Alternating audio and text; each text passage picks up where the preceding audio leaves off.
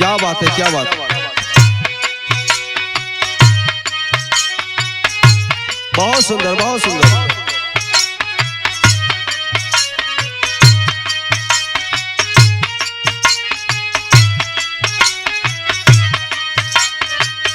वाह वाह।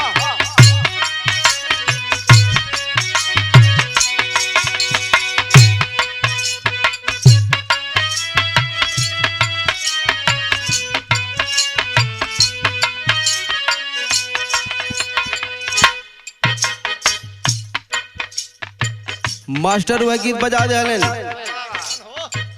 कोनो लड़की लड़का प्रेमी प्रेमिका के बीच के बात बा हो भाई, कोनो बूढ़ी बुढ़वा के बात बा, सालू सड़ुआइन के बात बा, कोनो लेला दोनों के बीच के बात बा। दोनों का प्यार चरम सीमा पे पहुंच गई। एक दिन लड़किया कलिस का हो, हमहन का चर्चा गांव में बड़ा तेज चलत बा, हमहन बदनाम हो चुकी। तब लड़का का कहले बा,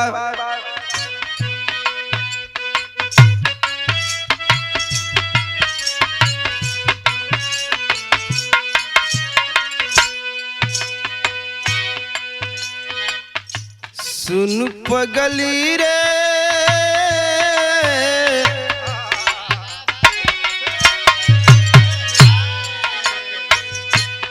सुन पगली रे, पागल कहेला जमाना।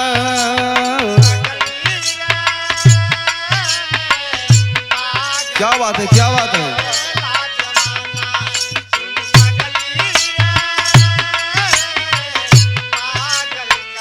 बहुत अच्छे। लगता कि मारी जाई नाता जहार खाई, लोगवा के सुली सुल्ताना।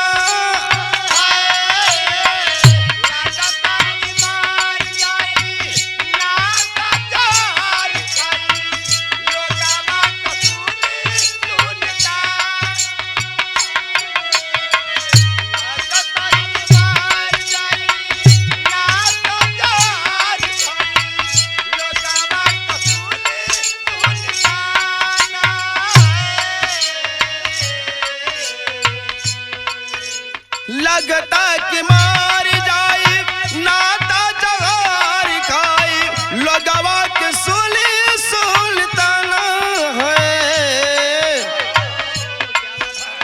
सुन पगली रे, पागल कहेला जमाना।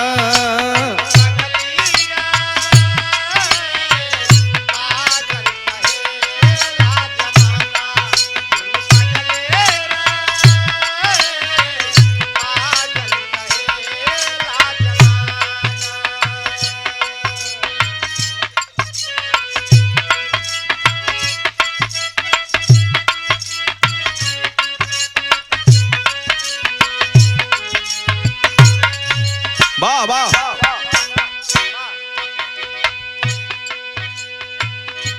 मास्टर वह गीत बजा दे, बड़ी पुरान गीत बा, रियाज नया है। गीत भले पुरान बा लेकिन आज भी लहर बा। कैसे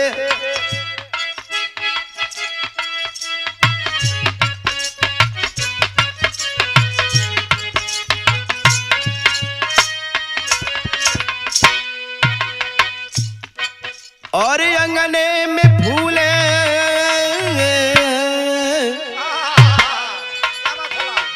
ए भैया, अंगने में फूले फूला गेनवा ये ननदो।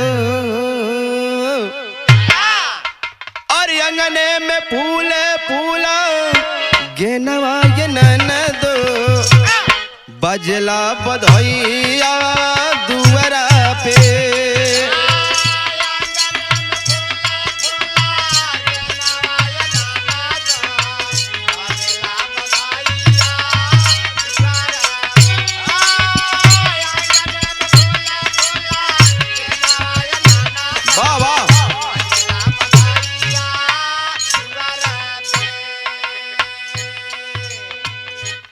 लेकिन ये गीतिया के कुछ लोग बदल के गावलन। ननद भौजाई दोनों एक समौरी के हैं। एक दिन घरे में बैठ के ननद भौजाई आपस में बात करत हैं। भौजैया पूछ ले के ननदो तुहरे जने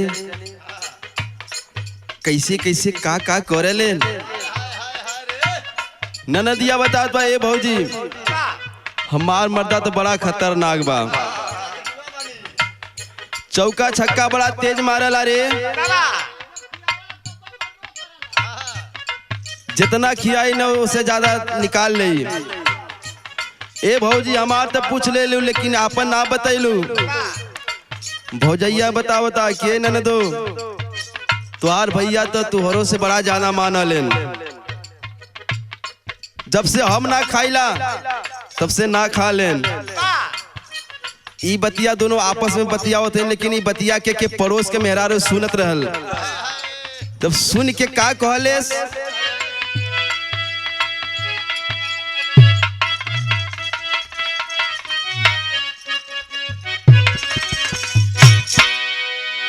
अरे ननदी भौजिया दोनों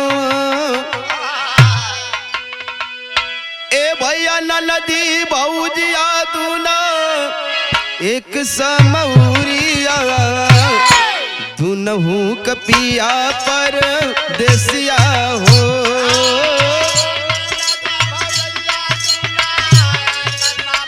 वाह वाह क्या बात है यो।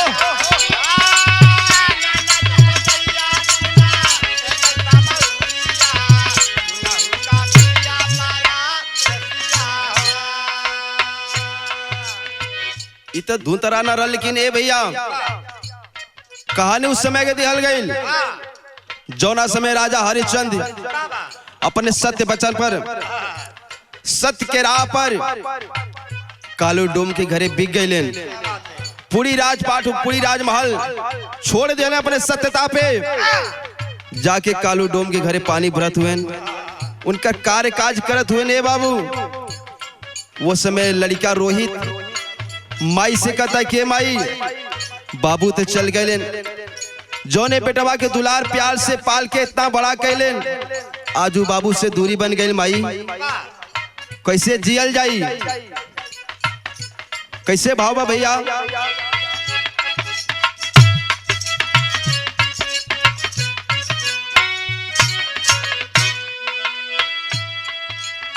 और बरसे लिया जैसे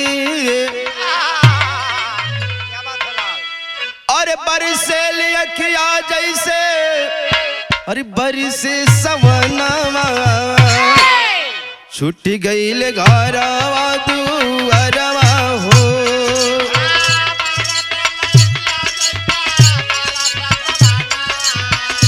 क्या बात है क्या बात है।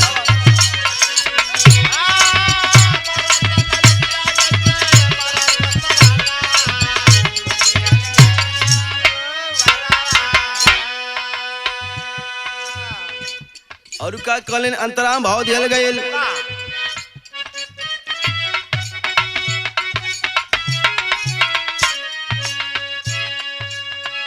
कि भूले नाही बाबूजी के अरे गोदिया का प्यार हो।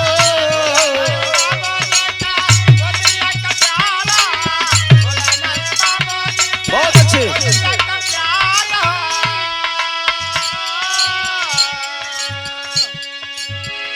और कैसे बीस रही है बाबू अरे सुधिया हमार हो।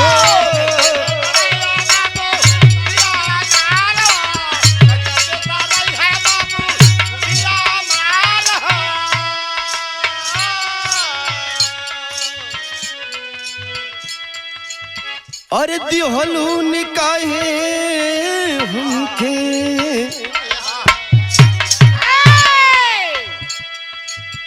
अरे दिहलू निकाहे हमके अरे जन्म महुरवा अरे माई जन्मत दिहलू काहे अरे हमके महुरवा छुट्टी गई ले घरवा दुअरवा हो।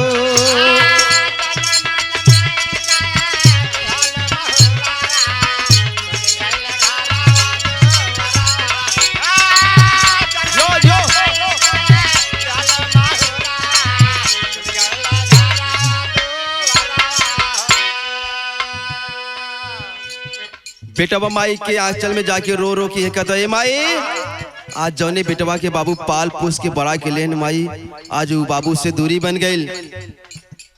इतना बेटवा के बात सुन के भैया माई के छाती फट गई। माई के आंख से धर धर आंसू के धारा बहत बा। माई समझाओ थे कैसे समझाओ थे बाबू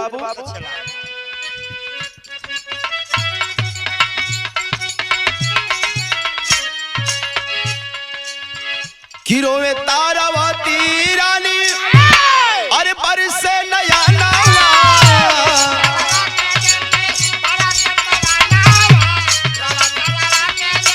क्या बात है।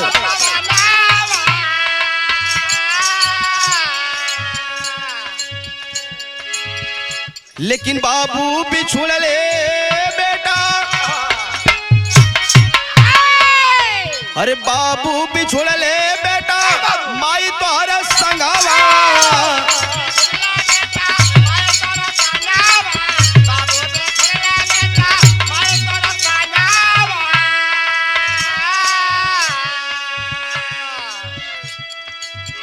अरे मिटे नहीं लिखा जवान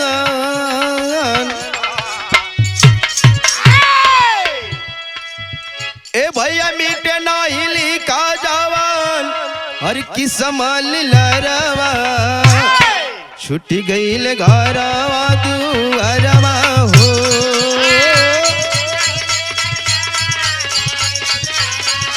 बहुत अच्छा बहुत अच्छा।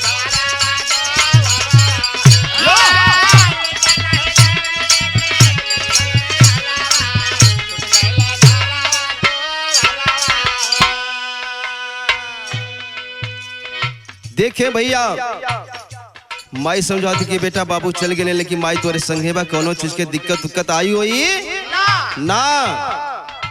एक तरफ कालू डोम के घरे राजा हरिचंद्र पानी भरत हुए, दूसरा तरफ माई तारावती अपने बेटवा रोहित के लेकर के पंडित जी के घरे चौका बर्तन करते उनका काम काज करे। बाबू काम काज कह के अपन पेट पर्दा चलावत है।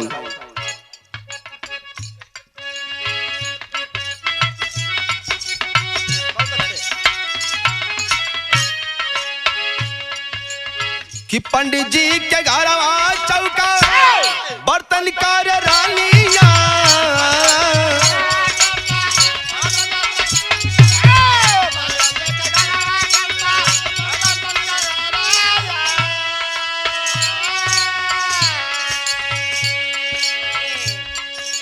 और डोम घर पानी भरे और हरिचंद्र दलिया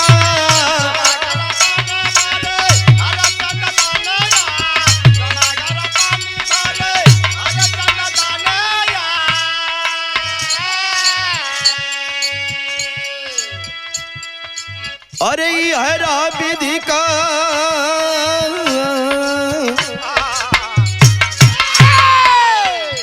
अरे हरा विधि का हरि कैसन विधनवा ए बाबू हरा विधि का हरि कैसन विधनवा छुट्टी गईल घरवा दुअरवा हो।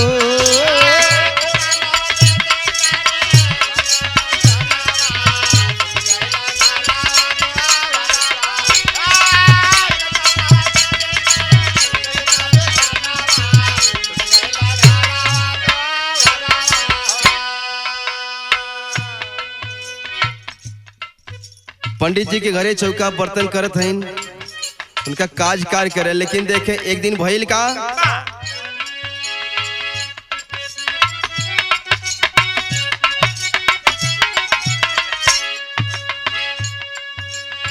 एक दिन रोहित तोड़े अरे गईले सुमानावा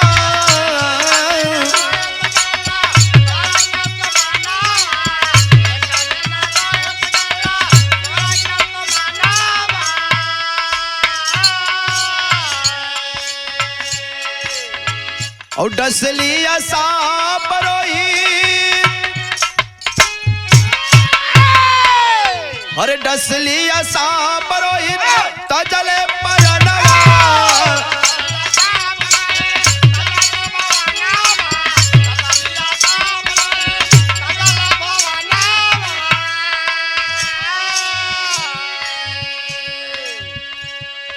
और रानी चूमे लगली,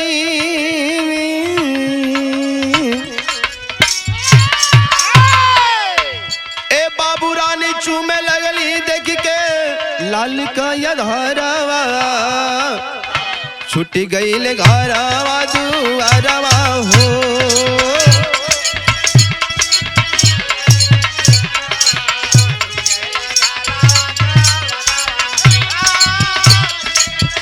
क्या बात है, क्या बात।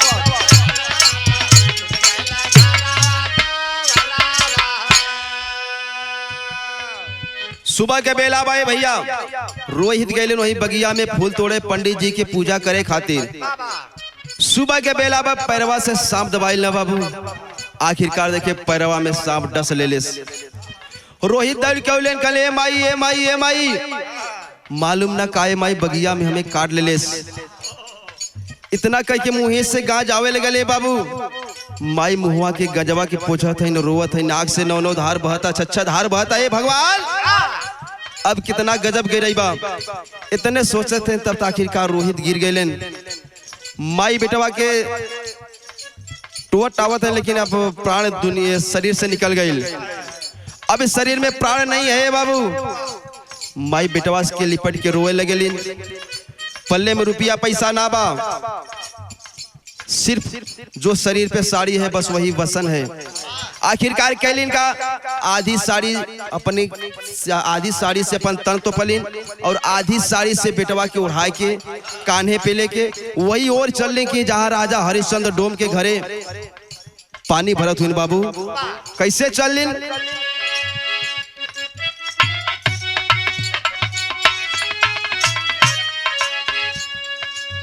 हरे ललना कलसिया माई,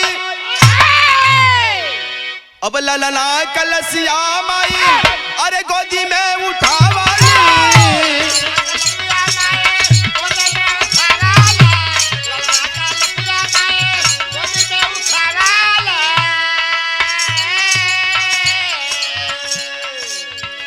हरुलता ढूला तुम्हारे घाटवा पे गईली।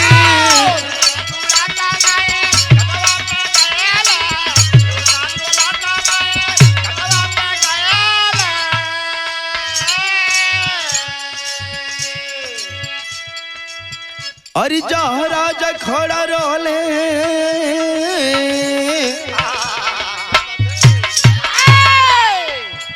ए भैया जहाँ राजा खड़ा रहले, हरी बलि के रखवरवा, छुट्टी गई घरवा दुआरवा हो।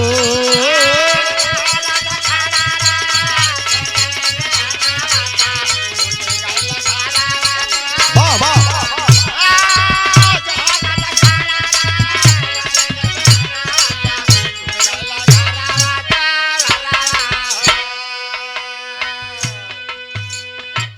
बेटवा का लाश लेके काने पे उठा कोई राजा की ओर चल पड़लेन। अरे कल अरे स्वामी हैला जवन देखे तो अमानत रहली हो भी दुनिया से चल गई, राजपाट से चले गई। एक खीर जो रतन रहली हो चल गई, एकर अंतिम दाह संस्कार करा। राजा हंस के कहले कि ये प्यारी जौना सत्य पर जौना वचन पे अपन पूरा राजपाट छोड़ देली, आज सत्यता डिगाओ मत। हम दाह संस्कार करब, अग्निदान देब, लेकिन एकरा बदला में कर चाहिए, कुछ देवे के पड़ी। रानी रोते छच्छा धार आग से आंसू बहत बा। ए बाबू कि स्वामी कुछ पल्ले में नहीं बा, का दे? राजा हरीश का दिन ना भाई ना, कुछ देवे के पड़ी। तो रानी कैलिन का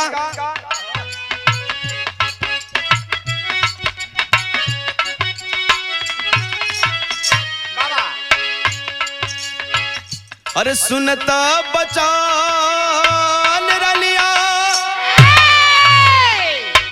अब सुनता बचान रलिया, फार दियाली सारी।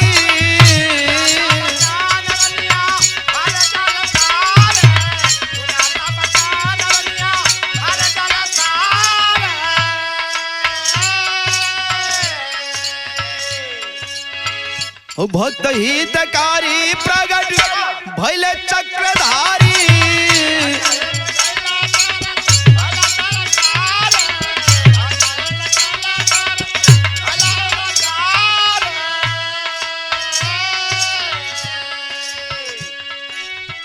और जिंदा भइले रोहित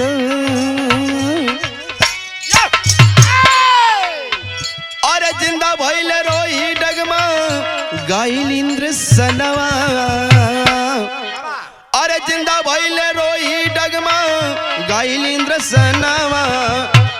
छूट गइल घरवा दुआरवा हो।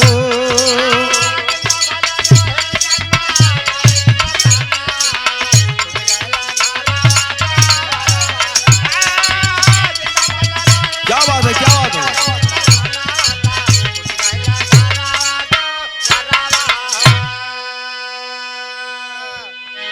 राजा के इतना बात सुन के आधा तो पहले ही बेटवा के उड़ा देले रहली, आधे सारी सपन तन तोपले रहली, उहू में से आधा फाड़ के बाबू राजा के कर दे के रो। लेकिन कहीं स्वामी अब एकरे अलावा कुछ ना हो, और जो कुछ बा इज्जतिया के ढकेदा।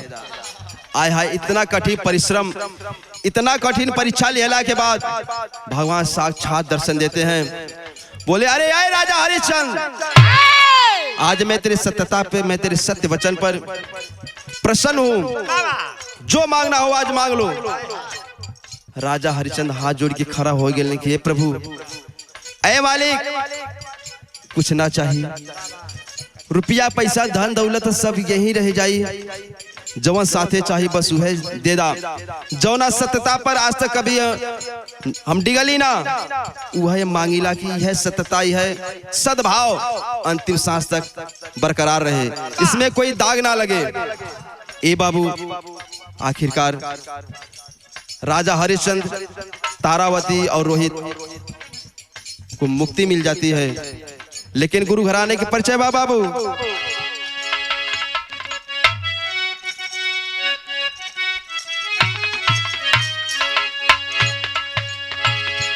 स्वामी राम मूर्ति गईले, अरे स्वामी राम मूर्ति गईले गाई के भजनिया।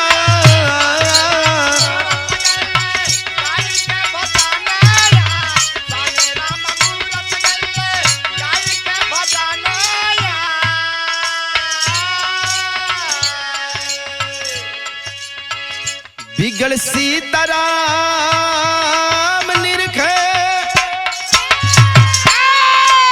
अरे बिगड़ सीताराम चुमे, अरे उनकर चरनिया।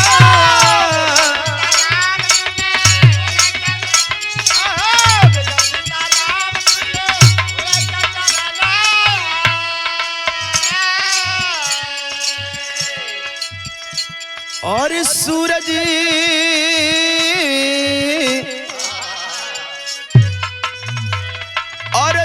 हिंचलाल कबा,